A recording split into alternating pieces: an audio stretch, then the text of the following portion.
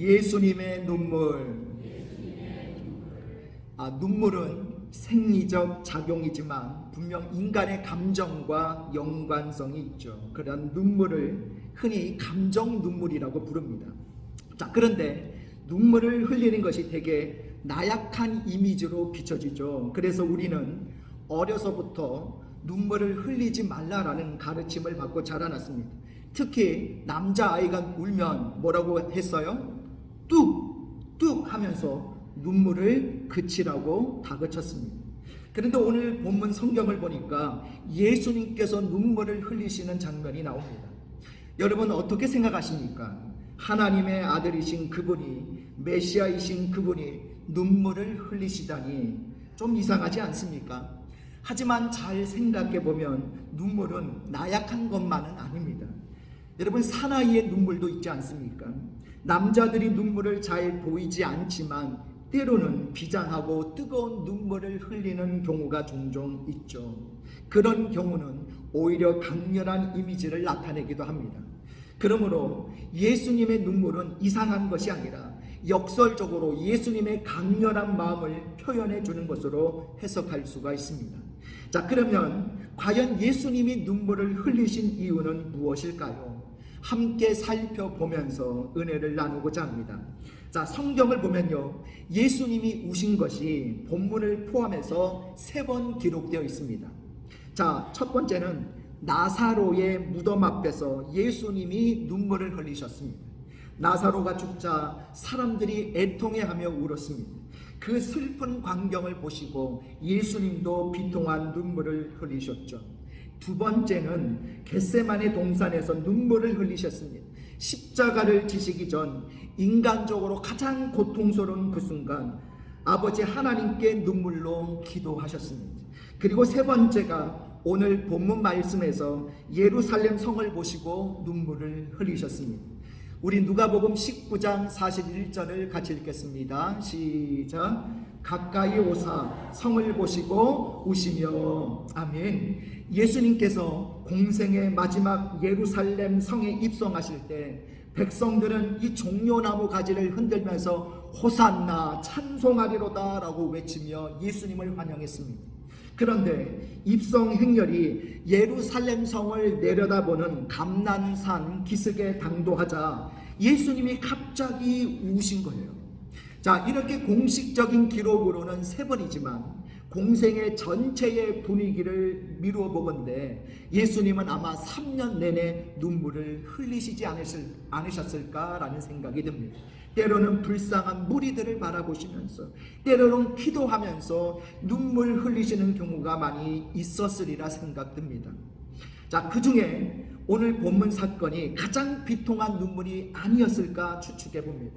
오늘 본문 42절에 울다라는 단어가 나오는데요, 헬라어 원어로 클라이오라고 하는데, 이 클라이오는 흐느껴 울다, 울부짖다, 통곡하다라는 강한 뜻을 갖고 있는 말입니다. 그러니까 예수님이 통곡하셨다는 말이에요.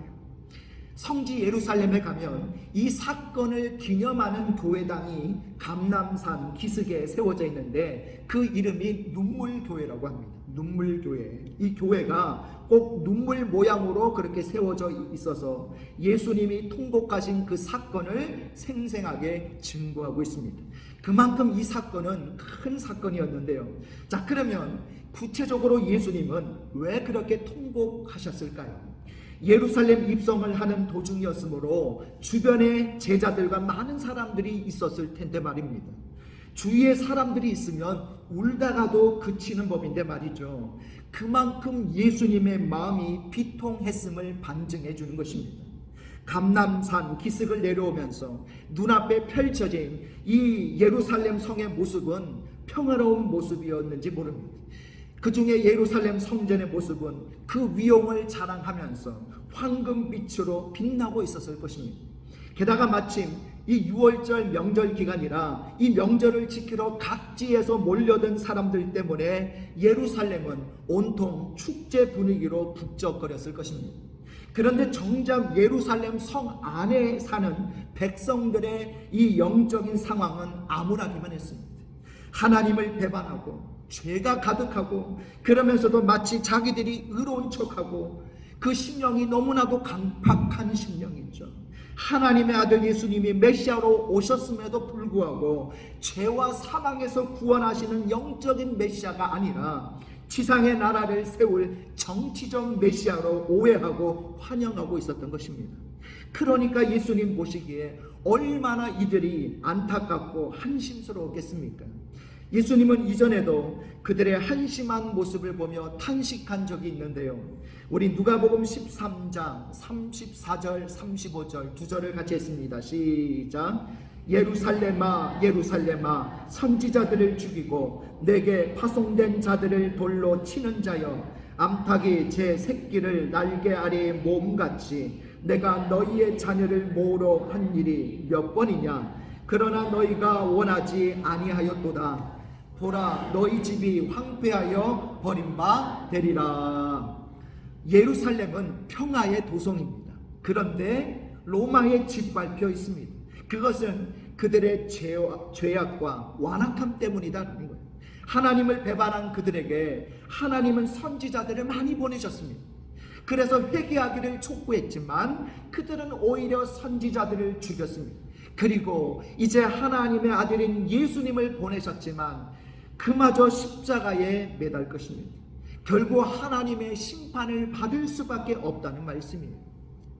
자, 오늘 본문 42절 이하를 보면 예수님의 탄식어린 그런 말씀이 나오는데요. 우리 누가복음 19장 42절을 같이 했습니다. 시작.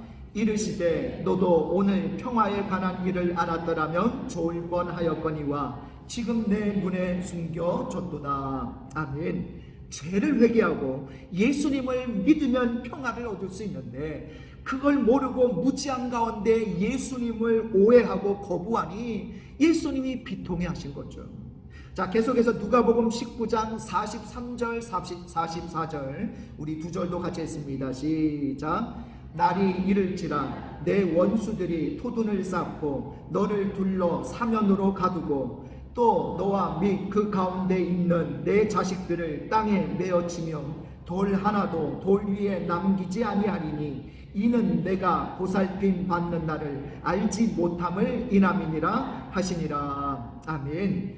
자, 여기에 나오는 이 날은요 심판의 날을 의미하는데 구체적으로 예수님은 예루살렘이 죄 가운데 장차 멸망할 것을 내다보시고 예언을 하고 계시는 거예요.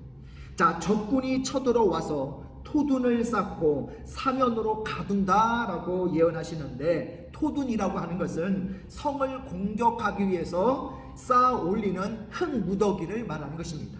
이렇게 토둔을 쌓고 예루살렘 성을 포위하게 될 것입니다. 그 와중에 백성들이 심지어는 어린 아이들까지 대량 학살될 것이라는 예언의 말씀이죠. 그런데 안타깝게도 이 예수님의 예언은 그대로 성취되고야 말았습니다. 주 70년에 로마의 티투스 장군이 이끄는 이 로마 군대가 예루살렘을 침공을 하게 돼요.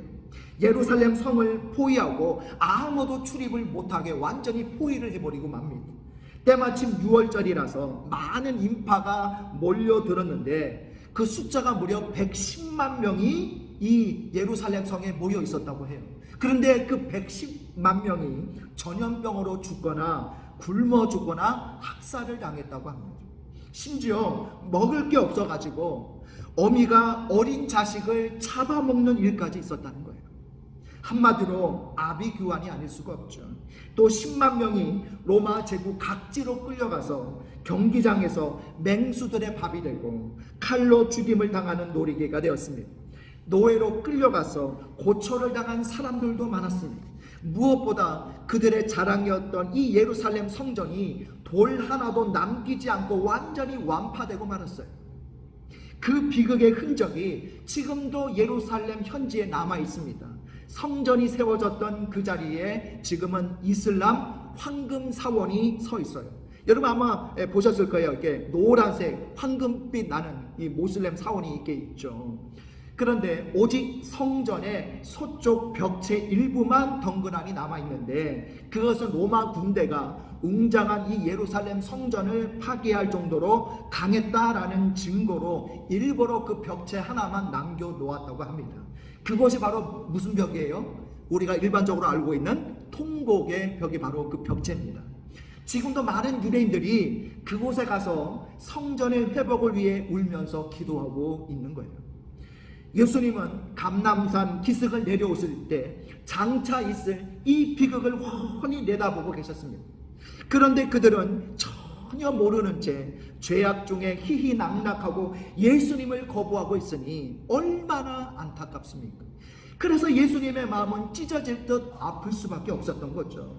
그래서 앞으로 일어날 그 비극을 바라보시면서 통곡하신 것입니다. 그러니까 여러분, 예수님의 눈물은 어떤 의미가 있습니까? 죄인들과 이스라엘에 대한 연민과 비통의 눈물이셨던 겁니다. 그리고 십자가를 지심으로 그들을 구원하시려는 각오가 담긴 비장한 눈물입니다. 예수님은 겟세마네 동산에서도 그 눈물을 흘리셨고 십자가 위에서도 그 눈물을 흘리셨습니다. 결국 그 눈물이 인류를, 그리고 저와 여러분을 죄와 사망에서 구원해 주신 줄 믿습니다. 자, 여기서 우리가 짚고 넘어가야 할 중요한 사실이 있어요. 로마 군대에 의한 예루살렘 멸망은 그 자체로 역사적인 사건이지만 더 나아가 최후의 심판에 대한 모형이라는 사실입니다. 그렇습니다. 모든 인간은 죄인이요 심판을 당하게 되어 있습니다. 그럼에도 불구하고 자신이 죄인인 줄 모르고 인정하지도 않습니다. 최후의 심판이 다가오고 있는데 새까맣게 모르는 채 세상에서 무엇을 먹을까 마실까 그런 데만 온통 정신이 팔린 채 살아가고 있는 거죠. 하지만 성경은 우리에게 무엇을 말씀하십니까? 히브리서 9장 27절에 한 번 죽는 것은 사람에게 정해진 것이요 그 후에는 심판이 있다라고 말씀하십니다. 그리고 그 심판이 얼마나 심각하고 비참한지 이렇게 경고하고 있습니다. 우리 요한계시록 20장 13절 14절 같이 했습니다. 각 사람이 자기의 행위대로 심판을 받고 사망과 음부도 불못에 던져지니 이것은 둘째 사망 곧 불못이라. 아멘. 최후의 심판 때 예수님의 십자가 피로 죄사함을 받지 않은 모든 사람이 오늘 둘째 사망, 즉 영원히 지옥의 불못에서 고통을 당하는 영원한 사망을 겪게 될 것입니다. 우리 말씀 또 하나 보겠습니다. 마가복음 9장 47절에서 49절 같이 읽습니다. 시작. 만일 내 눈이 너를 범죄하게 하거든 빼버리라. 한 눈으로 하나님의 나라에 들어가는 것이 두 눈을 가지고 지옥에 던져지는 것보다 나으니라. 거기에서는 구더기도 죽지 않고 불도 꺼지지 아니하느니라. 사람마다 불러서 소금 치듯 함을 받으리라. 아멘. 지옥의 고통이 얼마나 큰지 범죄하게 하는 눈을 빼버리고 천국에 들어가는 게 더 낫다라고 말씀합니다. 지옥은 영원히 꺼지지 않는 불로 인해 죽지도 못하고 영원히 고통받는 곳입니다. 여러분, 예수님은 이와 같은 지옥의 형벌을 당하게 될 심령들을 바라보시면서 안타까운 마음으로 눈물을 흘리셨던 것입니다. 지금은 부활 승천하셔서 하나님 보좌 우편에 앉아 계시지만 여전히 비통한 마음으로 눈물을 흘리고 계실 것입니다. 예수님이 구원의 길을 열어놓으셨건만 여전히 죄 가운데 아무것도 모르고 지옥을 향해 달려가는 인간들을 바라보며 탄식하고 계실 것입니다. 또한 예수를 믿노라 하면서도 여전히 죄 중에 있는 자들을 바라보며 눈물 흘리실 것입니다. 이제는 예수님만 눈물을 흘리실 것이 아니라 우리도 그 눈물을 흘려야 됩니다. 주님의 눈물이 우리의 눈물이 되고 주님의 아픔이 우리의 아픔이 되어야 됩니다. 우리도 이러한 예수님의 마음과 눈물을 본받아야 할 줄 믿습니다. 그러면 우리는 어떤 눈물을 흘려야 될까요? 첫 번째, 우리 따라해 보실까요? 회개의 눈물. 무엇보다 먼저 우리는 회개의 눈물을 흘려야 됩니다. 죄를 회개하고 십자가 대속의 복음을 믿는 게 중요합니다. 그것이 예수님이 통곡했던 이유이기 때문이죠. 예수님께서 공생애를 시작하시면서 가장 먼저 하신 말씀이 마가복음 1장 15절 말씀인데요. 이르시되 때가 찼고 하나님의 나라가 가까이 왔으니 회개하고 복음을 믿으라 하시더라. 이렇게 말씀합니다. 여러분, 천국은 죄인 입장 불가입니다. 오직 의만 입장이 가능합니다. 그런데 인간 중에 의는 하나도 없죠. 그러면 천국에 어떻게 들어갑니까? 회개하는 자에게 하나님 나라의 문이 열리는 줄 믿습니다. 오직 예수 십자가 피를 믿음으로 죄 씻음 받은 자만이 의인이 되고 천국에 들어가는 줄 믿습니다. 그럴 때에 예수님이 얼마나 기뻐하시는지 누가복음 15장 10절에서 이렇게 말씀하셔요. 내가 너희에게 이르노니 이와 같이 죄인 한 사람이 회개하면 하나님의 사자들 앞에 기쁨이 되느니라. 죄인 하나가 회개하고 예수 믿으면 천국에서 천사들과 더불어 잔치가 벌어진다는 거예요.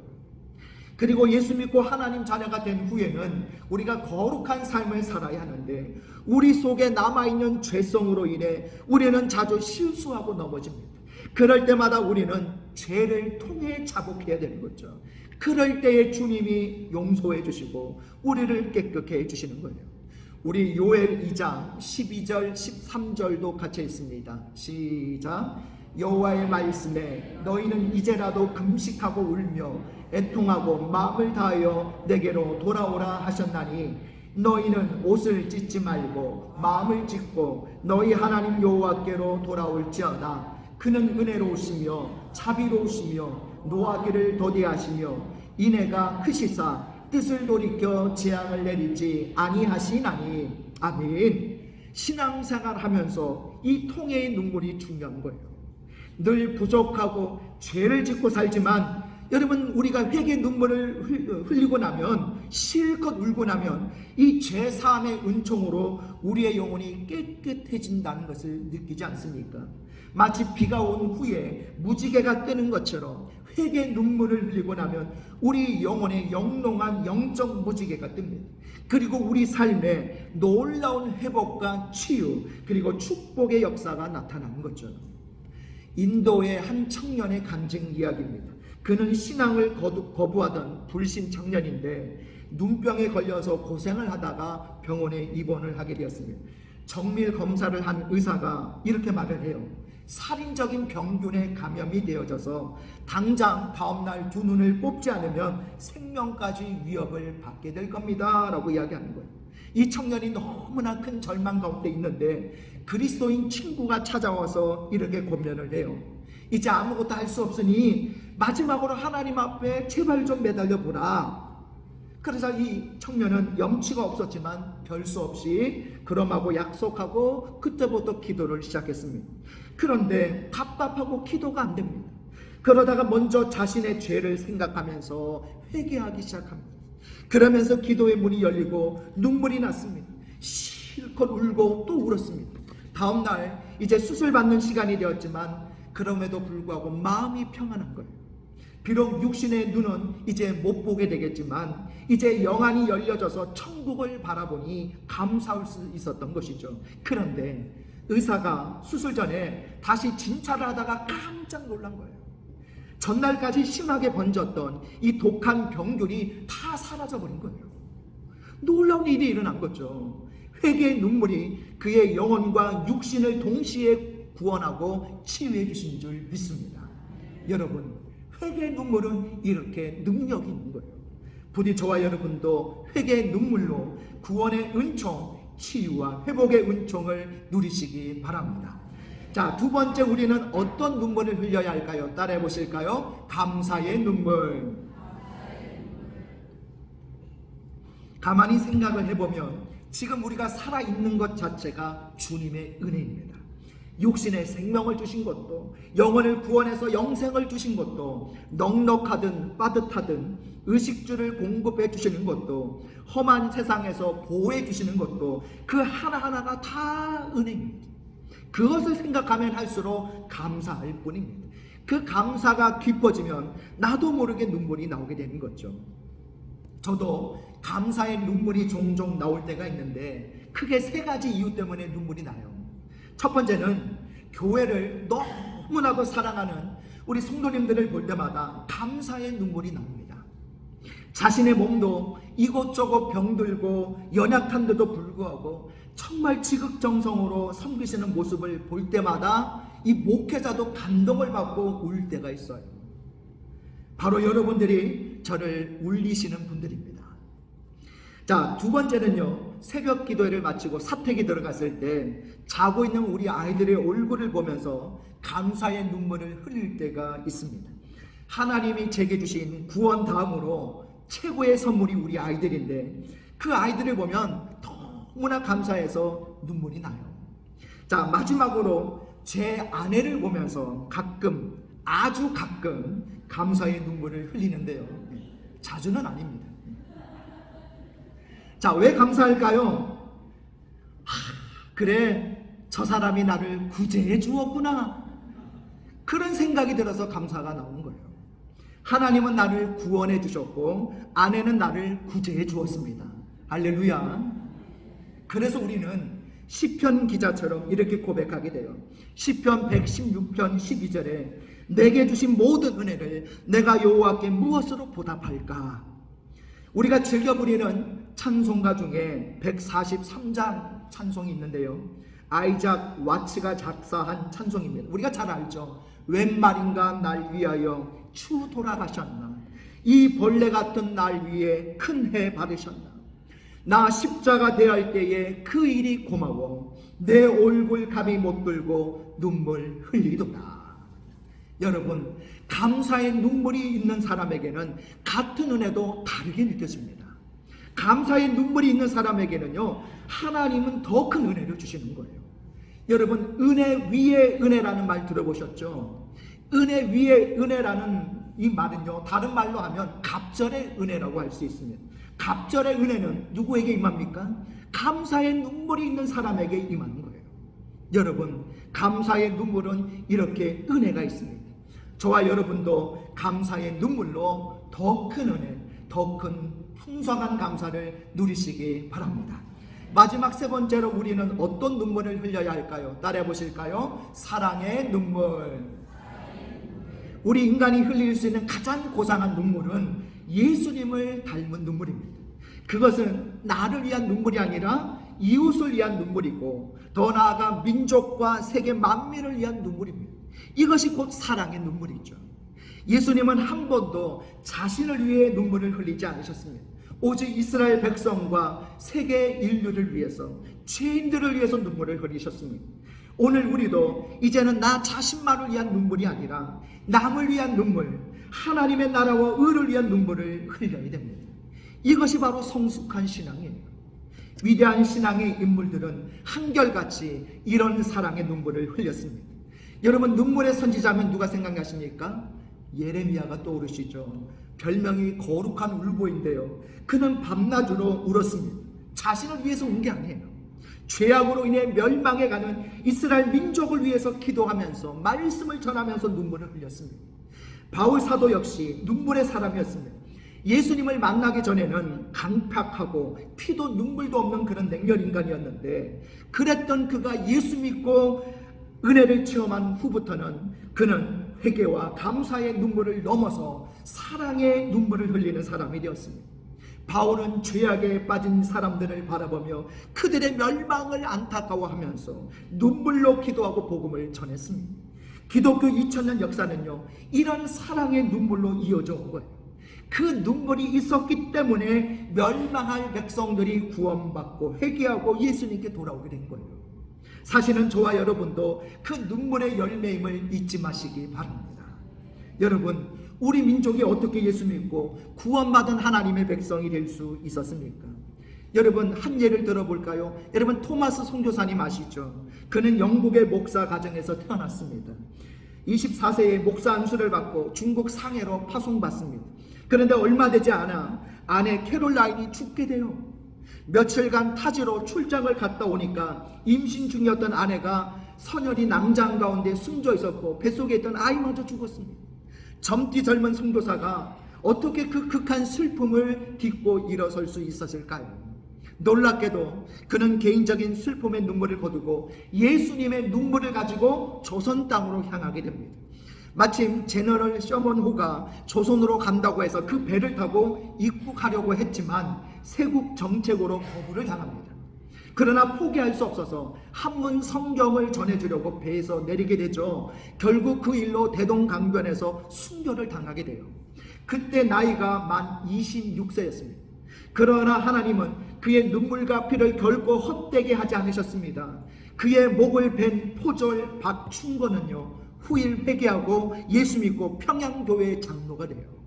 그 후로 수많은 사람들이 회개하고 예수를 믿게 됩니다.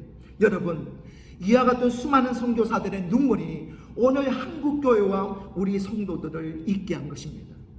여러분, 주기철 목사님 아시죠? 일제 말기 총독부는 조선인들에게 신사참배를 강요합니다. 버티다가 하나둘 굴복합니다. 당시 조선교회들도 차례로 신사참배를 결의합니다. 그것은 결코 있어서는 안 될 일이었습니다. 그러나 그것을 거부한다는 것이 너무 어려웠던 거죠. 그런 와중에 주기철 목사님은 신사참배를 단호히 거부하다가 5차례에 걸쳐서 5년 4개월 동안 옥고를 치르게 됐죠. 결국 해방 1년 전에 감옥에서 순교를 하게 됩니다. 그는 당시 범죄한 이 민족과 교회를 안타까운 모습으로 바라보며 이렇게 통곡하며 이런 말을 했습니다. 예수의 이름이 땅에 떨어졌구나. 평양아, 평양아, 동방의 예루살렘아, 영광이 너에게서 떠났도다. 모란봉아, 통곡하라. 태동가와 나와 함께 울자. 여러분, 이런 눈물이 이 땅의 역사를 이끌어왔고 이 민족을 구원했다는 사실을 잊지 마시기 바랍니다. 여러분, 오늘 주님은 찾고 계십니다. 예수님의 눈물이, 믿음의 선배들의 눈물이 나와 이 민족을 살리고 구원했듯이 오늘 나와 우리의 눈물을 찾고 계시는 거예요. 우리가 눈물로 기도하고 눈물로 십자가 복음을 전하면 주님이 이 땅을 고쳐주실 줄 믿습니다. 그리고 많은 눈물의 열매를 허락해 주실 줄 믿습니다. 여러분, 가족을 위해서 눈물을 흘리십시오. 죄로 가득한 이 세상을 바라보면서 어지러운 이 나라, 이 민족을 위해 눈물로 기도하십시오. 그리고 죄에 빠져 방황하며 멸망길로 달려가고 있는 영혼들에게 오늘도 눈물로 그들을 위해 중보하십시오. 우리가 아무것도 할 수 없을지라도 그들을 위해 눈물의 기도는 할 수 있지 않습니까? 우리가 이렇게 눈물을 흘리면 그 눈물이 하늘의 미랄이 되어져서 많은 생명을 살릴 줄 믿습니다.